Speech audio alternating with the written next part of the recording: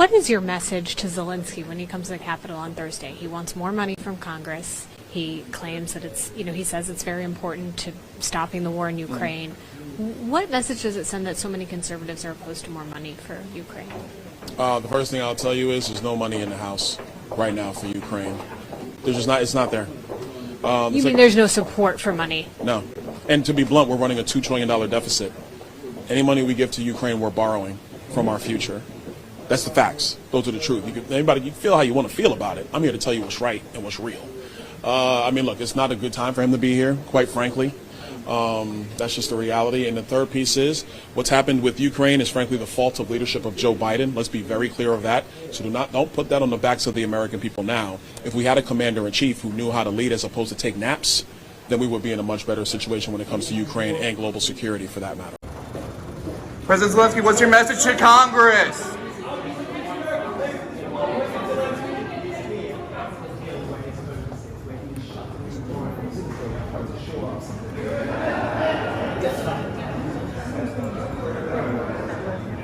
All right, guys, so we got to talk about Ukraine, okay? As a counteroffensive that happened this summer did not work out as well as Western allies had hoped in Ukraine's war against Russia. And so it seems the narrative that we've been told that, hey, Ukraine is on the verge of victory, right? Seems that narrative is kind of falling apart, okay? Because Zelensky is back at the U.S. Capitol begging and pleading for more money, okay? He wants more money from Congress as we battle a potential shutdown of the government over spending. Now, Zelensky, despite all this, wants $24 billion more dollars, okay? The total aid to Ukraine has been $112 billion ever since Russia invaded, and the United States has been the biggest funder and supporter of Ukraine since Russia invaded the country. Now, again, Zelensky apparently doesn't feel like the war is going as well as the Western media made it seem like it was going, okay? Because, again, he's in Congress begging and pleading for more money, $24 billion, right, which the Democrats are getting on board with, or else they're going to lose the war if we don't give them the money. Take a look. What's your message to Vladimir Putin? President Zelensky just said, I am not speaking to him. It was hard to make out much more of what he said there other than he said he had a very good dialogue with members of the U.S. Senate. And it's the picture as much as anything that you are seeing right now that matters for him. He has the Republican minority leader, Mitch McConnell, at one side, the Senate Democratic majority leader, Chuck Schumer, at the other. This is very intentional. This was meant to show the bipartisan support in the U.S. Senate. Wait, let's listen. To journalists, to senators, Congress for helping us, support us. We spoke about so many details, but it will be between us. Sorry. Thank you.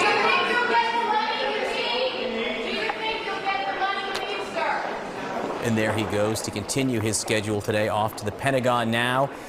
Don't get the aid, you lose the war. That's a quote from him. Was there pushback from Republicans in that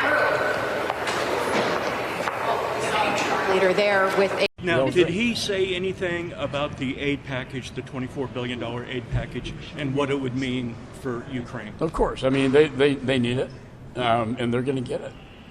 Yeah, so you seen that, you heard that, okay? That is symbolism of the uniparty that we all know and love, okay? They both come together, right? Can't agree on much, but they can agree on coming together to fund an endless war with no clear vision or plan on how to actually end it, right? We won't know until 20 years down the road, okay, after we spend trillions and trillions and trillions of dollars, okay? We won't really know how we really want to end it, right? I.e. Afghanistan, right? Where we basically ended up back in the same exact situation that we were in before we invaded, right? With the Taliban leading the country. Again, it's amazing, right? I just got a feeling that this is probably going to end up the same way. But what do I know? Okay, what do I know? Regardless, there are some Republicans in Congress that have some questions, just like I do for Zelensky, about what are you going to use the money for? What have you been using the money for that we've already given you? What have you achieved? What is the intended outcome? Where are we going with this? Because it seems like we're just throwing money into a vacuum at this point. We need our questions answered. You said that there might be a bipartisan meeting with Ukrainian President Zelensky when he comes to Washington. There is on Thursday. When you meet with him, will you commit to another round of funding for Ukraine? Is Zelensky elected to Congress? Is he our president? I don't think I have to commit anything. I have questions for him. Where's the accountability on the money we already spent? What is the plan for victory? I think that's what the American public wants to know. Look, what Russia has done invade is wrong. It's an atrocity, and we want to make sure that ends. I also have always said from the beginning, no matter what the issue is, I want accountability for whatever the hardworking taxpayers spend their money on, and I want a plan for victory. So no, I will listen to the American public. I will follow what happens in Congress, but I will have questions for President Zelensky. Yeah, so that is Kevin McCarthy pretending he's going to be tough on Zelensky and not fund him. Even though, like, I think it was like a few months ago, he went overseas and talked about how we still have to fund Ukraine. Yes, sir. Вячеслав Tartakovsky, РИА Новости, Russia.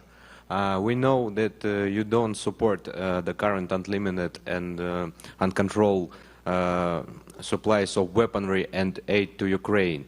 So, can you comment, is it possible if in the near future the U.S. policy regarding sending weaponry to Ukraine will change? Okay, I'm not sure. The sound here is not good. Did he say, I don't support aid to Ukraine? No, I vote for aid for Ukraine. I support aid for Ukraine.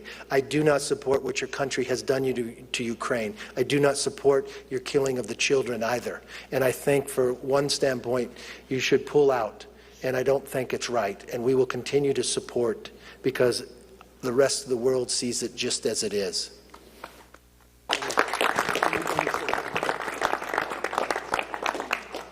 Yeah, so I'm not entirely sure about that, Kevin McCarthy, in regards to how the world sees it, because at the G20 summit, they basically went out of their way to avoid condemning Russia for invading Ukraine, right? Which kind of tells you exactly how the world is actually really starting to see this. But I'm just saying, this is what Kevin McCarthy said a few months ago overseas, okay? And all I'm saying is that because of that, I'm not confident that he is actually going to do his part as Speaker of the House to hold up additional funding for Ukraine, okay? But the person I am confident will stand his ground is Rand Paul, because he has a track record of pushing back against reckless spending and being a more libertarian type against regime change wars. And I want to play this interview that Rand Paul did with Fox Business on this subject of Ukraine funding, because he's going to go off script here and say the things that you're not supposed to say about the funding of democracy, right? The war for democracy, the fight for democracy that we're allegedly supposed to be fighting for in Ukraine. So without further ado, let's go ahead and play this, because this is pretty profound. And today, begging for more money.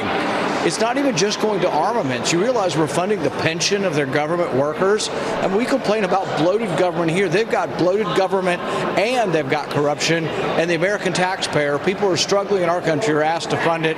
I think it's wrong, and I think most of the American people, frankly, are with me. Well, there's also this incredible story about an American journalist, Gonzalo Lira. He's reportedly right now in prison in Ukraine on allegations of spreading Russian propaganda. I don't understand this, that Joe Biden could approve $113 billion of money to Ukraine, and yet he has not tried to get this American journalist out of prison there. How is that possible? It's even worse than that, Maria. They've canceled the elections. What kind of democracy has no election? So next year, Zelensky said he's not going to have an election because it would be inconvenient during the war and would be expensive. Well, the thing is, if you don't have elections, why in the world would we be supporting a country that's not a democracy? They've banned the political parties. They've invaded churches. They've arrested priests. So, no, it isn't a democracy. It's a corrupt regime. And are the Russians any better? No, the Russians are worse. But at the same time, we don't always have to pick some side to be on. But the ultimate reason I'm against this is we don't have the money. And when we borrow more money, it leads to more inflation, leads to more likelihood of recession in our country. And so we just can't keep doing it. So what Rand Paul here is saying is kind of what I've been saying about the whole like democracy thing, psyop, right? That's what it is, that the politicians always want to chant when it comes to beating the war drums, right? The United States government, for all intents and purposes, does not give one F about democracy overseas, right? They don't give an F about the countries that we ally with and whether or not they have a democratic system of government. They don't. All they care about is, are they acting in our best interest, okay? Or in the interest of the corporations, okay, who really run this country. But I'm just saying, are they operating in the interest, okay, in U.S. national interest? For example, Saudi Arabia. We don't give a damn about the human rights violations that they commit because they have oil, right? They got oil, okay? They're a part of OPEC, okay? And, you know, hey, we share a mutual hate for Iran, right? Okay, they're a partner of ours in the so-called war on terror in the Middle East. Okay, look at our relationship with Saddam Hussein, right? When he was the leader / dictator of Iraq, we was Gucci with Saddam when he was fighting Iran. In fact, we were so Gucci with him that we were providing him with weapons, chemical weapons, okay? Chemical weapons that, you know, kind of messed up to use against people, right? The United States, we were supplying him with those weapons, okay? Why? Because he was our guy, right? But when he started screwing around with our interests, particularly in Kuwait, right, oil fields, okay, that's when we were like, no, we gotta get rid of this guy, right? He's a loose cannon, okay? He ain't going along with the program. That's how the United States rolls, right? That's how we operate. Now, I'm not saying it's a good or a bad thing. I'm just keeping it 100, okay? This, we're fighting for democracy and freedom thing is garbage, right? We're just fighting for our own national interests, whether that be strategic, military, resources, economic, like that's what it's all about, okay? It's never about democracy and freedom, right? That's what they tell you to fool the masses, right? The people that ain't paying attention. But again, that is what Rand Paul is getting at here, okay? We are funding a war in Ukraine under the guise of democracy or saving democracy when the country we're funding is not even a democracy, right? At least not right now. So again, that's the issue here. And Rand Paul is kind of calling it out. Willing to let the government shut down then? I mean, what's the fate of this bill that Kevin McCarthy is trying to wrangle members together once it gets to the Senate? I think it's sort of the opposite of that. I put them on notice that they shouldn't shut the government down by demanding money to another government. We should be talking about funding our government. I'm more than willing to sign on to short-term spending of the government to keep it from closing down. So because the appropriations process is so broken that it never gets done, we're coming up on September 30th, and they haven't completed one bill. The House has completed one. We haven't completed any yet because it's taking so long to do this. There's going to have to be an extension so the government doesn't shut down. So if somebody comes to me and says, will you keep it open for a week or for a month? I will, but not if they make me swallow Ukraine aid. See, that's what they're going to do. They're going to try to tie Ukraine aid to keeping the government open, and then they're going to say, oh, no, it's your fault. Well, no, I'm pointing the finger first. It's their fault if they want to keep the government open by keeping another government open. So our primary responsibility is to our government, not the Ukrainian government. I got to get to COVID, but real quick on this, Senator, what is your answer to those people like a Lindsey Graham who says if we stop helping to fund Ukraine in the middle of this, Russia wins, and then it goes and he moves on to Poland, elsewhere, to continue this reunification of the Soviet Union? I would say there's a great incentive for Europe to help Ukraine. Ukraine is right on the edge of Europe. Europe needs to do more, frankly. So we've been outspending them 2 to 3 to 1. There's no reason why we can't cooperate and help in that way. But the thing is Europe has more responsibility here, and Europe needs to step up. Frankly, we pay for everything for the Europeans. We pay for NATO. We pay for everything. It's time the Europeans step up and pay for themselves. Very good point, Senator. Let me. Yeah, I'm just saying. I agree. The Europeans should stop freeloading, right? Stop freeload off of us, and they should step up, okay? If they want to protect democracy, right? They should step up, okay? But again, the right thing to do, actually, if you want to save lives, you want to save Ukrainian lives, is to come to a peace agreement, right? That is the actual right thing to do, but none of these politicians seem to actually really be interested in that, at least for the most part. I'm not going to say every politician is not interested in it, but the Uniparty is not interested in that, okay? And then they want to ridicule people like Trump and Vivek Ramaswamy, who come up with the idea of, hey, let's have peace, right? And let's make some concessions in order to do that, right? And I mean, Zelensky basically questioned Trump, right, on Trump's plan to have him and Putin come into a room and all meet together and come to some agreement on how to end this war. You raised the issue before of elections in America. The former President Trump, he told NBC News on Sunday that he would get, if he were elected president again, he would get you and Putin together and make what he called a fair deal. He said something could have been negotiated with Crimea and other parts of the country. What's your reaction to what he's saying, that he would bring you and Putin together and work out a deal, a fair deal? Ну, перш за все, я не розумію, в чому деталі його ідеї.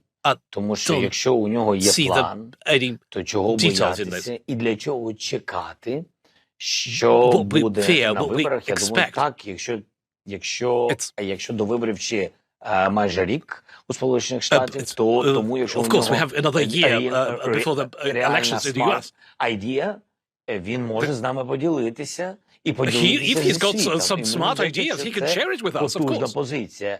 Ми не знаємо, хто переможе на виборах, але я віддаю ідею, тому що він каже, я віддаю ідею, тому що я хочу, щоб збереглося максимум життів.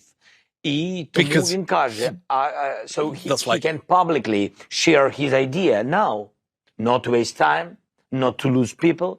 Yes, and say, my formula is to stop the war and stop all this tragedy and stop Russian aggression. And he said how he see it, how to push Russian from our land. Otherwise, he is not, presenting the global idea of peace. So the idea is how to take the part of our territory and to give Putin. That is not the peace formula. Yeah. So again, what he's saying there is basically that if any peace agreement involves Ukraine having to give up territory that, you could argue is disputed, right? Then, hey, that's not a peace agreement. I'm not going to agree to that, right? Which basically just means that this war is never going to end unless the United States says, look, you have to come to an agreement or else we're not going to keep funding you, right? As long as we keep funding it, it's never going to end, right? It's never going to end. More Ukrainians are going to lose their lives. But, hey, what do I know, right? I'm just some dude on the internet. What I do know is that the politicians never, ever, ever fail to disappoint, and they will most certainly give Zelensky the check that he came over here to get, okay? Because this is our politicians, right? This is our politics, okay? So rest assured, right? One thing you can be sure of, as all these politicians are posturing over shutting down the government, is that Ukraine will get paid, right? Ukraine might get paid before we can even fund the government, right? And I'm just saying, they'll be the first to get paid because that's how we roll. America last. Let me know what you guys think. Make sure you like, comment, and subscribe. Most importantly, share a Black conservative perspective. Peace.